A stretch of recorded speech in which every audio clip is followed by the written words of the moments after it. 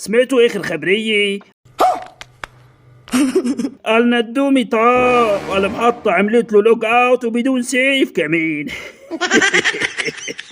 قال شوي هيك عوفر على الميزانية، تبعهم للجميع قد ما احراجهم لدرجة صاروا بالخلايج كمان يلبسوا شتوي من كتر البرودة يلي سببوا لهم اياه مع جماعتهم. بس بتعرفوا شغلة؟ لا تخبروا هذا. قالوا لي انه الزلمة عشواي صار بده يفتح سفارة بقلب القناة تبعه. قالوا له الجميع يا عمي هدي اللعب شوي، بس هو متنح احراجهم للجميع. يا لطيف، قال شو وصلني نوتيفيكيشن استراتيجي عراية ندومي. عم بيقولوا القصة مش بس حاكي، القصة فيها غلطة مطبعية خربت برستيج السيستم كله تبعه.